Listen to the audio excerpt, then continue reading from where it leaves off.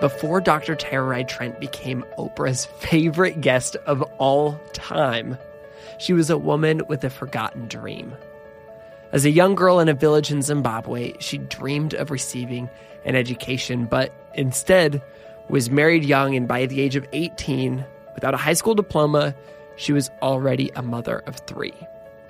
Tererai encountered a visiting American woman during this time who assured her that anything was possible, and this reawakened her sacred dream for an education.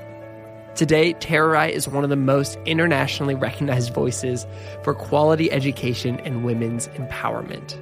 She's the new author of The Awakened Woman, Remembering and Reigniting Our Sacred Dreams, a book that shares her story of how she planted her dreams deep in the earth and then prayed that they would grow and break the cycle of oppression of women today. And let me tell you, this conversation, it's going to blow your mind because it blew my mind. It was so amazing. I have so much admiration for Tererai, and she just brings a beautiful sense of hope and optimism and resilience to the table. And it's no wonder that Oprah called her her favorite guest of all time.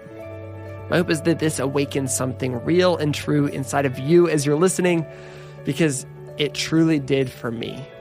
And I think you'll know what I'm talking about when I say that everything Dr. Trent says feels kind of like a sacred truth. She's mesmerizing and fiery, and oh my gosh, you're just going to love her. Dr. Trent has this thing that she says, and I absolutely love it. She says, "My story is not about me. It's about what can come from my story." I am Branden Harvey, and this is Sounds Good, the weekly podcast where we have hopeful conversations with inspiring people who are rejecting cynicism and using their lives to make an impact. So get ready to be inspired, and let's see what her story brings out in your story. Here we go.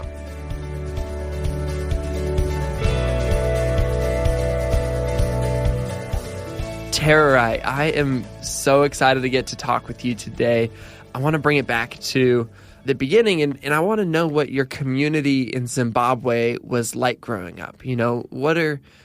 Take me back to the community that you grew up in. What did it feel like? What did it smell like? What did it sound like? What was the experience for you? Oh, thank you for having me here. I grew up in a country that was known back then as Rhodesia, before we gained our independence, and today the country is known as Zimbabwe.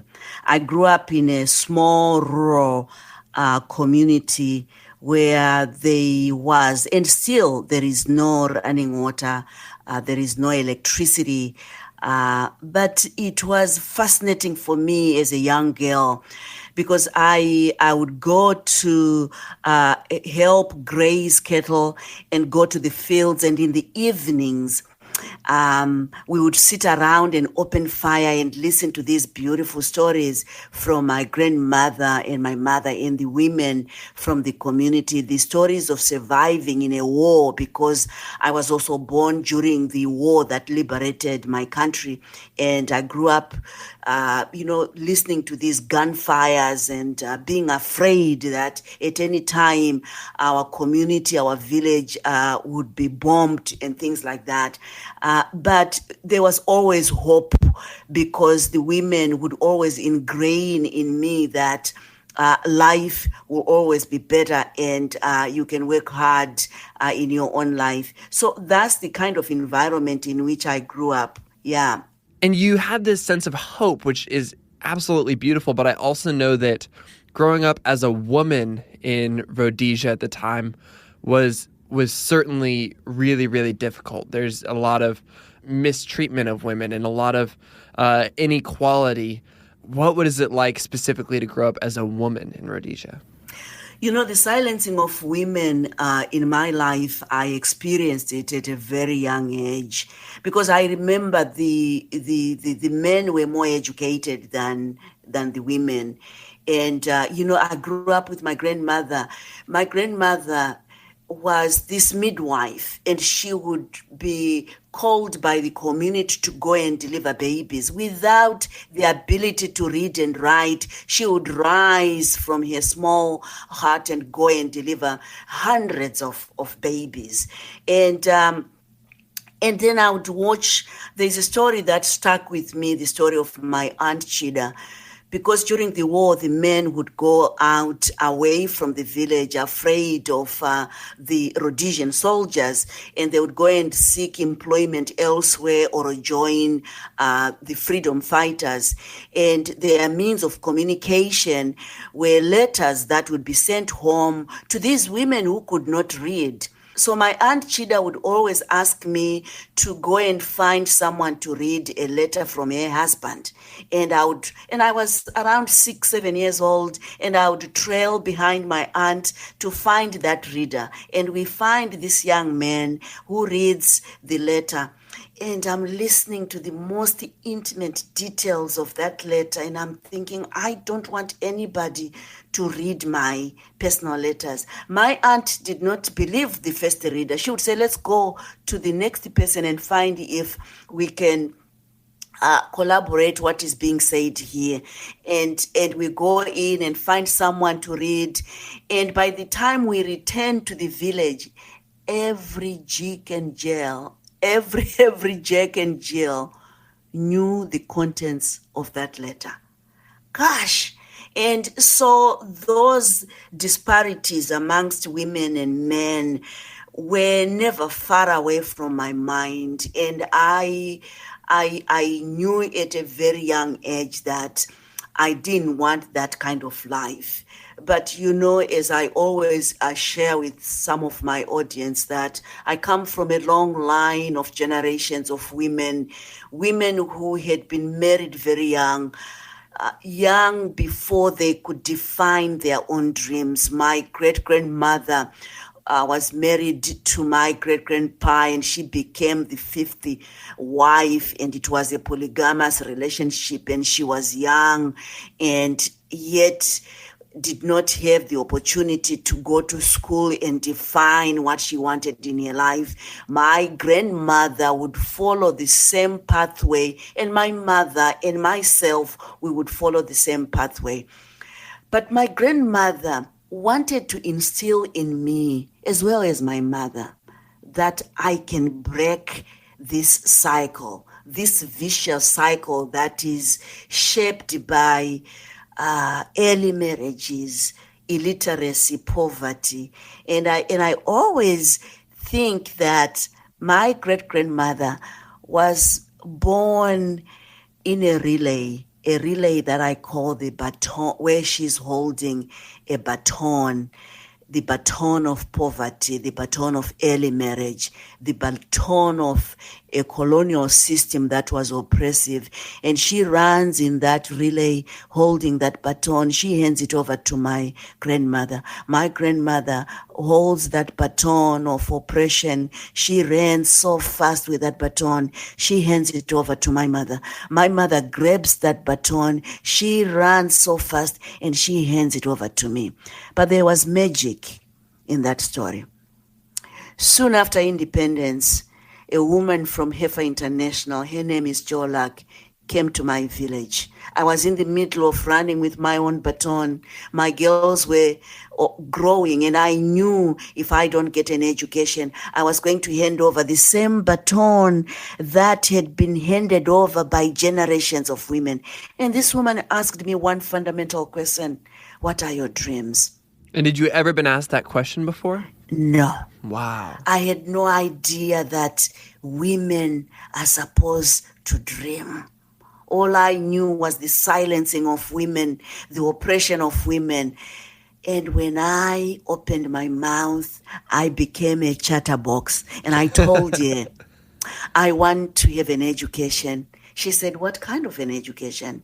And by then, because our country had gained independence and we could have all these foreigners and local educated people coming into our communities doing what they were calling research. And I could hear the men and women talking about Bachelor of Sciences, master's, PhD, and I wanted that. So I said, I want to have an undergraduate degree. I want to have a master's. I want to have a PhD. Jo Lack looked at me and she said, if you believe in these dreams and you work hard, it is achievable. That was an inspiration to me. Jo Lack had no idea that here I was expecting my 50th child and with no high school diploma, and she's giving me a hope to have a PhD. Oh my goodness, she must be kidding me. I ran to my mother and I said, Mother, I met someone who made me believe I can have my education. That was music to my mother's ears. And your mom had passed you this baton and this cycle, but she was still hopeful that you might be the person to break that cycle, that's amazing. One thing that we underestimate amongst the poor people and the uneducated people, we think they are poor, they are uneducated, they are not critical thinkers. No, they realize their situation. They know the gateway out of poverty. And my mother and my grandmother, they knew that the rising of women through education, through empowerment, is the only gateway for women to empower themselves and their communities. So my mother said, if you truly believe in what this woman, this stranger has said to you, and you work hard and you achieve all your dreams, not only are you going to define who you are, but you are defining every life that comes out of your womb and generations to come. So my mother said, bury your dreams deep down in the ground.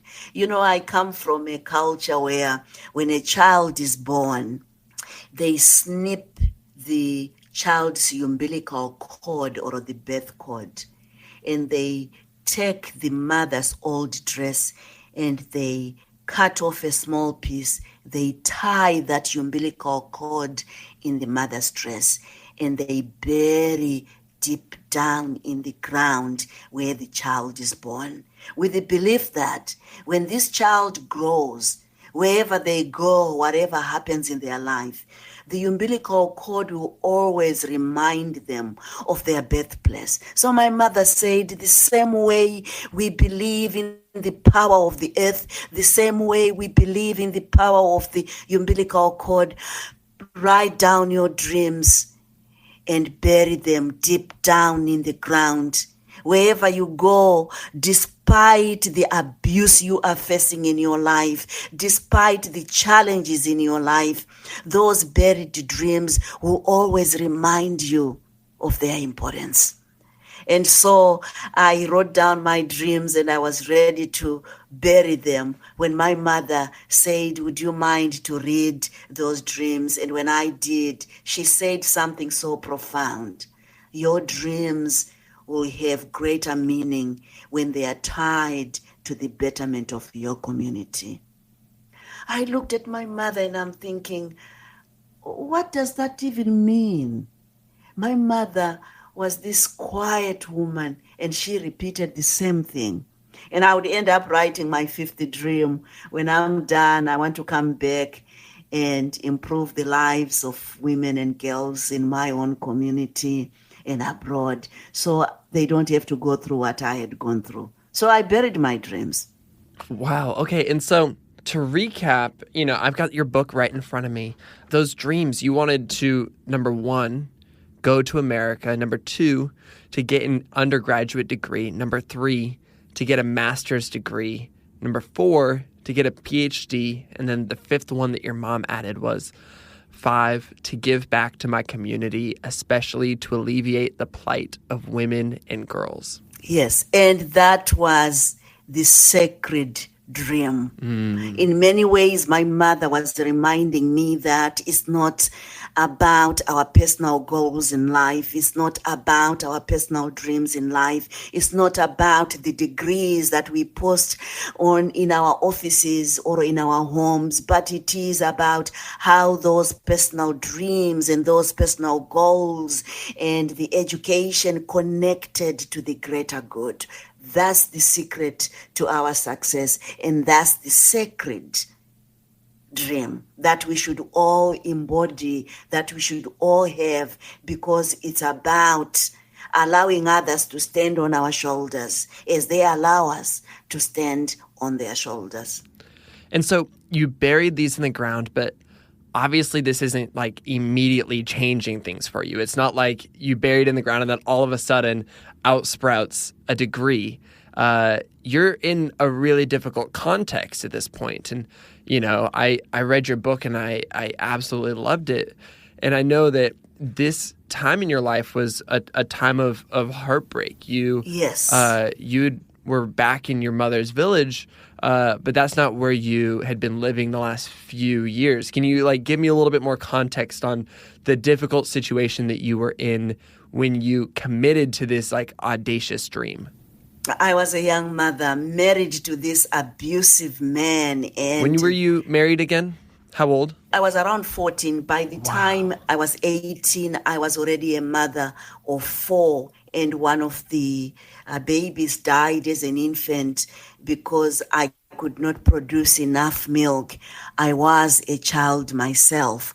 And so this was the period, the darkest period of my life. But the bearing of my dreams, my mother was priming me to understand in the power of my mind and the power of my subconscious that when I bury my dreams, I'm not just burying them because they are dead. I'm burying them so they can sprout and begin to yield success for me. It took me 8 years to gain my O levels, which is equivalent to a high school diploma or a GED. 8 years. And these were 8 years of never giving up, 8 years of failing, and also 8 years of trying to find the tuition that I needed because I was going through correspondence classes to pay the next class. And during that time, we were still under the British system of education where I would write my courses and go to the post office, mail them to a place called Cambridge, and where they would grade my papers, and I would receive them after 3 or 6 months. And I find myself, I have failed, and I would go back to the desk and I would write, and I would go back and send my coursework up until I achieved my GED. Wow. And that was the first step towards your next goals. Yes. And to say that it requires patience, it requires work and the attitude of never giving up. And after I did my GED, I was accepted at Oklahoma State University, where I then achieved my undergraduate, and later on I did my undergraduate in agriculture. Well, not to mention it brought you to America, which was goal number 1. Yes, it brought me to America, and then I did my master's. And after my master's, I found a job with Heifer International, where I would meet. I just want to say, Tererai, like you are just like breezing through this like it wasn't a big deal. But goodness gracious, let's just back up for a second, because this is incredible. You grew up in a small community in Zimbabwe where you didn't have running water or electricity, and then.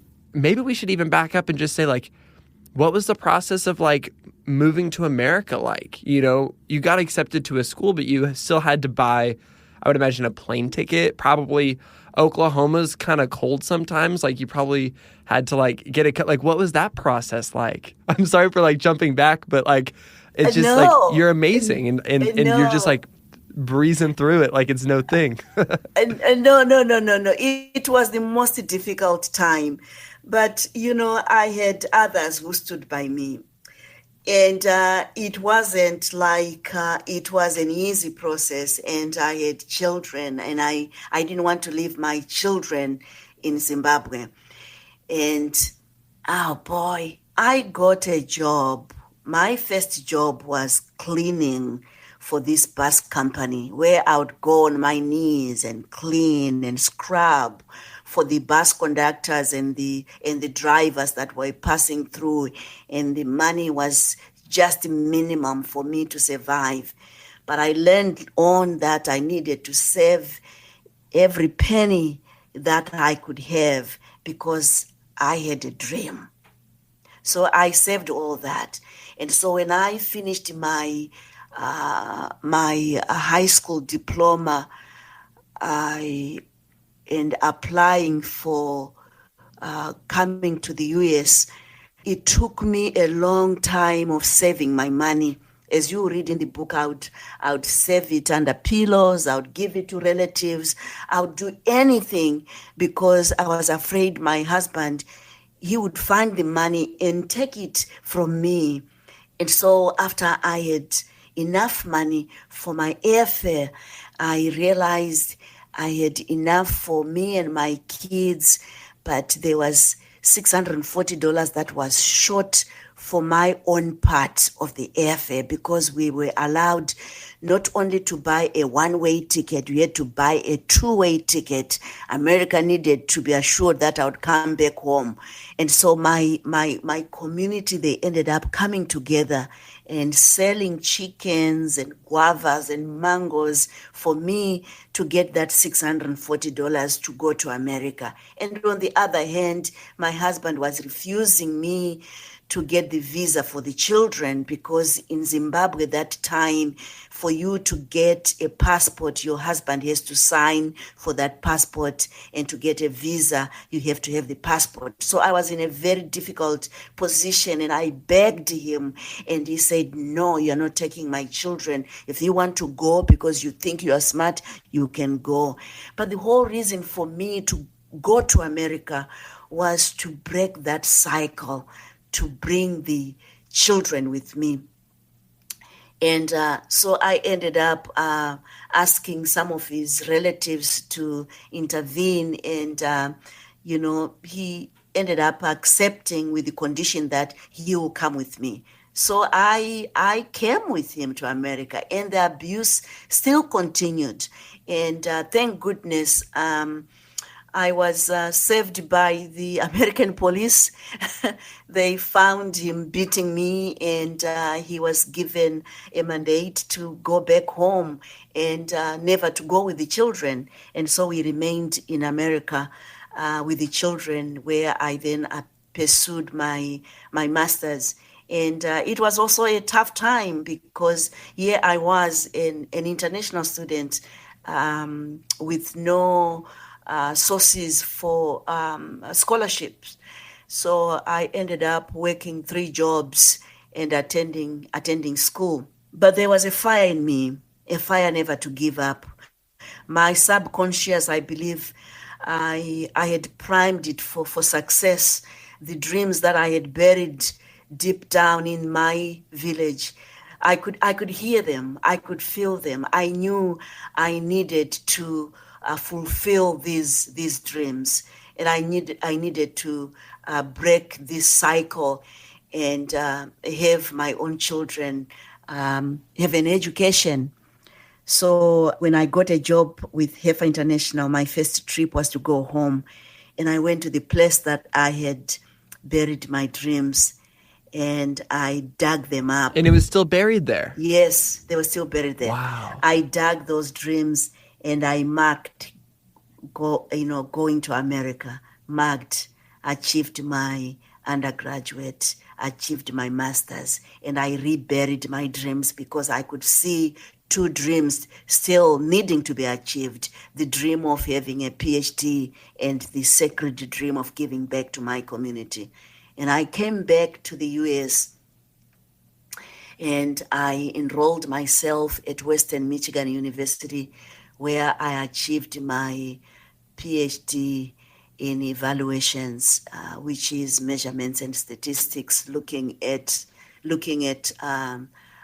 development and aid and the impact of international programs. I remember the day that I walked to receive that PhD. It had taken me 20 years from the day I buried my dreams. And to receive that PhD, I could feel and I could sense my great-grandmother standing in one corner, my grandmother standing in another corner, my mother in another corner, and my paternal grandmother standing in another corner, surrounding me. And I felt like I had a closing statement. If we give education opportunities to those who are torn down and marginalized by the social ills of our time, they can achieve their dreams. If we give opportunities to women and girls, it is the best investment that we can do to the society. It was through the shoulders of others that I stood on. I stood on the shoulders of giants to recognize and to realize this moment. Without others, I would not be there. And then, after I received my PhD, I realized that there was no way I could achieve the fifth dream. And I kept on saying, Mother, why did you make me write that fifth dream? Why? Was your mom still alive? Was she able to celebrate this? Oh, yes. Good. Yes. And, and an idea came. And I remember Jolak, when she visited, in the village, she said, it is achievable. And she used this word, tinogona, which is a Shona word for it is achievable. So I said, I'm going to design my T-shirts. And I have the words tinogona, it is achievable, on these T-shirts. And I'm going to sell these T-shirts and get millions of dollars and go home and build schools and improve the lives of women and girls. Well, I only sold 20 T-shirts and mostly to my friends, my American friends. And I realized that I didn't have a marketing degree. And I was devastated.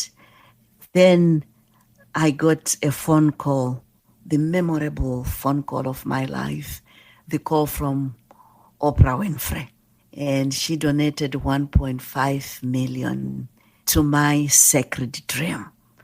And I knew all along, my mother and my grandmother, they knew the secret to our success. They knew it.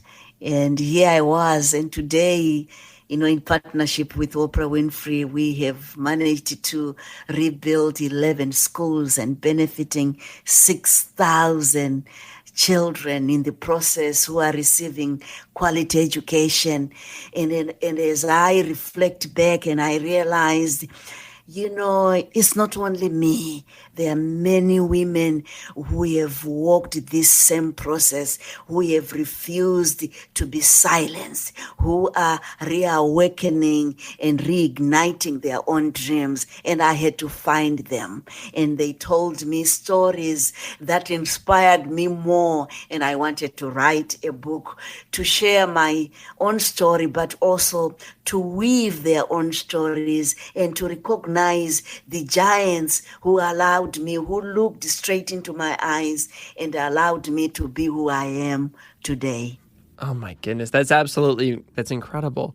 I want to go back to this moment with Oprah because I watched this moment because this actually happened on the Oprah show when she donated this money. And Oprah has spoken extensively about how her time with you is like time that she cherishes. You're her favorite guest of all time on the Oprah Winfrey Show, and you're too humble to say that right now. But she had an incredible experience with you, and so you get this call from Oprah Winfrey, and she's like, "Come on the show," and you show up on the show. What were you processing through at the time? What were you thinking? Were you nervous, excited? You know, it was a memorable experience for her, no doubt the same for you, but in a different way. What was that like? You know, I can't even describe the feeling. It was just unbelievable. And even up to now, when I think about it, when I talk about it, it brings these emotions of joy, but also emotions of recognizing that, yes, if our dreams are mission-driven, we can never go wrong. There are always angels like Oprah. There are always those giant sisters and giant brothers who can see through in us and be there and help us and uplift our dreams. You know, when I sat on that, in that chair with Oprah, I was nervous. I had no idea what was going to come because in my previous discussion with the producer, he had said, this is not the time for you to talk about your dreams. You know, Oprah is hosting you and many other people, so be gracious. And so I went in and I'm thinking, Oprah is not going to talk about my dreams and I'm not going to talk about that. So now when I walked in and I could see these two, seats, hers and mine, and I'm thinking, so what am I going to say? And when she said, now, what are your dreams? Oh, my goodness. Oh boy, I wanted to rush straight to the bathroom because I could not contain myself. It was just, oh boy. And when I said I want to give back to my community, to build schools and to make sure that the girls in my village, in my community, they don't have to go through what I'm going through. And when she said, I'm going to donate 1.5 million, I thought I was dreaming. I tried to visualize what 1 million looks like and what 500,000 looks like. I had never envisioned anything like that. I think it's really remarkable. I was just thinking about this. You know, on this podcast, we have conversations with a lot of people who, you know, have made huge impacts in the world. And maybe some of them have gotten, you know, millions of dollars donated. But these are oftentimes people who are running a nonprofit and they specifically know, okay, well, here's what I'm going to do with, you know, $1.5 million when I'm given it. You were just somebody with a dream. You said, you know, I live in this community and I want to break this cycle and I know that I can do this through education. And then after I achieve my own education, I will use my experience growing up in addition to my newfound amazing education, and I'm going to make an impact in my community. And so, you know, you being given $1.5 million is profound and I would imagine overwhelming because, you know, then you just have all these dreams and plans and ideas on how you can use this and what this can look like. And I think that's just a really special, beautiful thing that you had such a pure heart receiving this. And what was the process of seeing those schools come to life in your community like? You know, let me just say that Oprah gave me the platform to excel. She brought another organization, Save the Children, to manage the funding. And for me to go into the community and walk through the campus and to see especially this one school, which is accommodating almost 1,900 kids, and to see a community library. We never had community library in our own communities, and to see computers in this remote part of Zimbabwe, kids sitting and using computers is profound. And this school, let me say, this school with 1,900 kids, school has been in existence for 60 years. And for those 60 years, it was built during the colonial era. And for those 60 years, no child from this school graduated from first grade all the way to high school and had an opportunity to go to university. No child had gone to university. So when Oprah gave us this funding, and for the first time in 2014, 15, 16, we have children that have graduated and going to colleges. We even have a student right now attending a college, one of the best colleges, University of Zimbabwe, and doing business studies. His name is McDonald. And we have another kid who is at University of Algeria doing medicine. And we have several others that are doing teaching and nursing. So what Oprah did is huge. She enabled the blind to see, the uneducated to get education, enabled us to break that baton, the baton of poverty that some of us had been handed from generations before. And now we excel, we walk with dignity. And it's just amazing to see these children walking long distances, running to school and loving what they are learning. And that wouldn't have happened without you.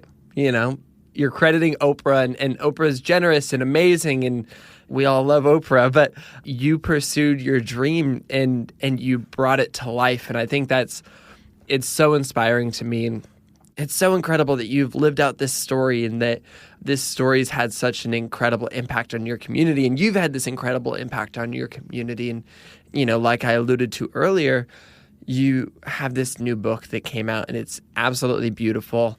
I love it. You know, tell me about the process of bringing this to life and how has that been for you? You know, I speak around the world and I have addressed the United Nations and I've done all these things. And one question that keeps coming is, can you tell us, how did you achieve your dreams? So I realized many women wanted to learn from my own process.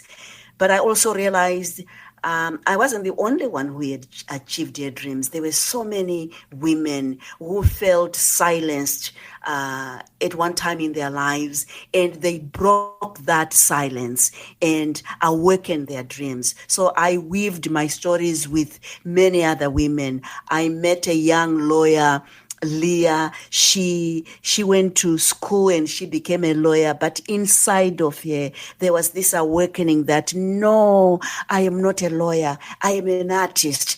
And she was silenced by the society that expected her to do legal work, to be a lawyer. But she knew she's an artist. So she broke from that. And today she is doing all kinds of fascinating artwork and also working with women, being a coach and selling these beautiful arts around the world. And I met a woman from Iran who was a lawyer and denied the promotion to be a judge because of her gender. And today she refused to be silenced and she's working with women all over the world. I met another woman, Diana Ramsey. She co-founded Iowa Women Lead Change, but before that, she had been going through her own struggles, and she refused those struggles to silence her, and she came up with this organization that is really making impact on women in Iowa and across Iowa. And I met Michelle. Michelle was going through a divorce process. When I met her, she had me speak at an event, and she went home and wrote down her dreams and buried them in her garden. And she comes back to me and she said, you know what, Tererai, I have achieved my dreams. And so I have all these women who inspired me, who are doing all kinds of things. And I realize, what about if we collectively get all this energy, this feminine energy, we can bring these gifts together and we can change the world, because the silencing of one woman is our own silencing, and the awakening of women is the awakening of the whole world. It's so inspiring and encouraging, and I feel like I personally grew a lot through the process of hearing all of these stories of incredible women, and it feels like such an incredible time in history for women. Of course, we're not there yet, but we're past the start, and I'm just so inspired by you and this coalition of women who are rising up and making this incredible impact in the world, because we need your voices and we need your stories so much. When I got your book, I read the cover and I knew that it was called The Awakened Woman, but I didn't process fully that this was a little bit of a manifesto or a lesson book for women, just, on how women can follow the same path that you followed and step towards further empowerment. And I was just reading the book and I'm like, I connect with this so much. And it's a really, really special book. And I know that the book is filled with a lot of rituals and tools and recommendations on how people can, follow down your path, not necessarily to become the next Dr. Trent, but to become themselves in a more full way and to realize their dreams. And it's beautiful because reading your book, you can see that your dreams, coming to life has this profound impact and will have a profound impact for generations. How would you recommend that people start, women, but also, people like me, men, who are just inspired and encouraged and want to pursue our dreams in a real way? And not only that, but to realize them. Where can we start and how can we move through that process? Before the program, you talked about the shootings in Las Vegas and the hurricanes and all these things. And I always ask people, what breaks your heart? It is in that brokenness that we find the stirring, the awakening of our dreams. So I encourage listeners to ask themselves, what breaks my heart? And for you, in your own life, what broke your heart was, this baton continuing to be passed on when, you knew that education could stop that. And I think that's beautiful. And so when you realize what breaks your heart, then write down those things and think about the awakening of a dream that comes out of that process, and write down those dreams. I encourage everyone to write down their dreams, but the dreams, they also have to be sacred to you. They also have to be accompanied by rituals, and we have to go beyond your own dreams. I'm always reminded by the Native Americans and most of the indigenous people when they say humankind has not woven the web of life. We are one thread within it. Whatever we do to the web, we do it to ourselves. All things are bound together. All things are connected. Our very survival is connected to the survival of others. So it's important to have dreams that go beyond ourselves. Absolutely beautiful. One more question really quick. Tell me, where is the original note that you wrote down, the letter you wrote of your goals and your dreams. You know, you checked off those first 3 boxes on your first visit back. Were you able to go back and retrieve it and check off the remaining boxes? Yes. In fact, when I was about to graduate with my PhD, I brought my can, my dream can with my dreams, and the president of Western Michigan University, Dr. Dan, he checked that 4th dream, and I had brought it that I could check it for myself. Then I heard rumors that he was giving commencement speeches for all those who were graduating, and he was using my story. So I approached him and I said, "Would you mind?" And he said, "Oh my gosh!" So he checked that 4th dream, and I have kept that all my dreams in their old can as a remembrance. And I think as I get older, in my old age, I want to give it to my great-granddaughter.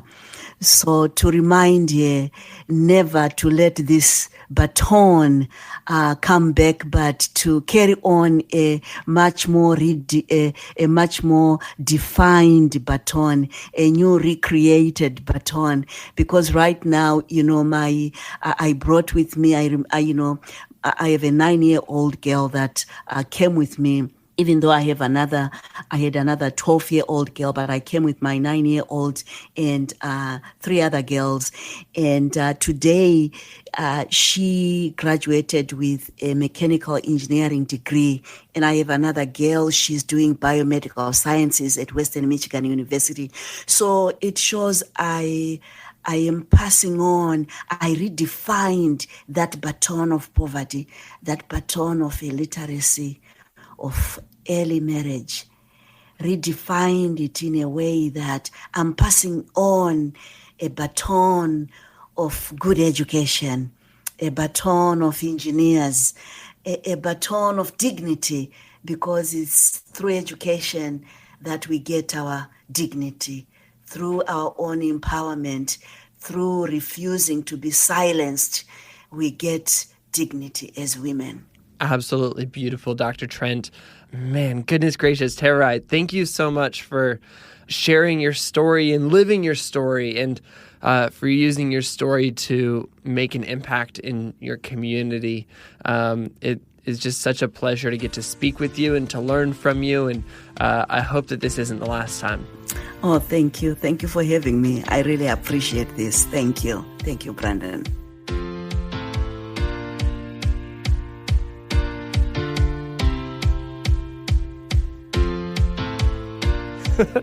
Oh my goodness, y'all. I have no words. No words for the type of feeling that comes from listening to someone as wise and open and honest and compassionate as Dr. Trent. Oh my goodness. She's just kind of a legendary voice that simultaneously tells us that we are born to fulfill a sacred dream and compels us to start that important work of restoration in our own communities, no matter how impossible those sacred dreams may seem. I'll never forget about what she said about how the secret to our success is when our personal dreams and goals are connected to the betterment of our community. That's the sacred dream, allowing others to stand on our shoulders as they let us stand on their shoulders. All the time at Good, we talk about looking for the helpers, but we don't usually tell you what to do when you found them. And Dr. Trent is obviously one of the greatest helpers out there today. So maybe the most important response to her must be that we just have to learn from what she has to say, really drink in the wisdom that she has to share, and then move toward the kind of work that makes our heart break. It's that brokenness that we can find the stirrings and awakenings of the dreams inside of us. You should totally follow Dr. Trent on social media and check out her website, both of which are always in the show notes at soundsgoodpodcast.com. But let me tell you, even more importantly, go out and read her book. I don't always do a big recommendation for every single person who's been on the podcast, who has a book. But let me tell you, The Awakened Woman is probably one of my favorite reads of 2017, maybe longer. Goodness gracious, Tererai's story is amazing, and it's filled with science and quotes, and it's deep and it's powerful, and I would love to dedicate 1,000 podcast episodes to it, but we can't. And so go check out the book. Goodness gracious, I'm just so glad we got to have Tara on the show. If you're new to Sounds Good, we would love for you to stick around. You know, we do lots and lots of conversations on this show with people who are incredible. If you liked this conversation, you might also love my conversations with Jonathan Moya and Ahmed Bader. Both of these conversations are about creatively advocating for the marginalized in our society. You can find all of our conversations with inspiring people on Apple Podcasts, as always, of course. But also, we're super excited to share that the folks at Spotify invited us to have Sounds Good on Spotify.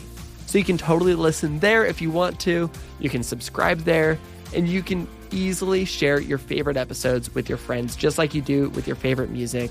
In fact, if you did that, we would be super honored.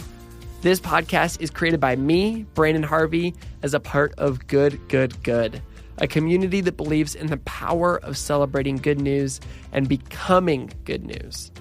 Also, huge shout out and thank you to Chad Michael Snavely and the team at CM Studio for editing and mixing the show. He's been with us from the very beginning, and seriously, we could not have done it without Chad and his team. Thank you, Chad. You're the freaking best. You can get a lot more hopeful stories on social media by following us everywhere at GoodGoodGoodCo. We also create a beautiful quarterly newspaper that celebrates the people, ideas, and movements that are changing the world for the better. It's called The Good Newspaper, and you can check it out and see what else we do at goodgoodgood.co. It's been seriously so much fun seeing so many photos and videos of people receiving issue 2 of the Good Newspaper in their mailboxes at their front doors over the last week. So keep on sending in the photos. They make our day. And if you haven't already gotten the paper, please order it. I think you're going to love it. And on that note, that is a wrap for this week's episode. Go out and do some good this week. And we'll be back next week with another inspiring story from an incredible person. Sound good?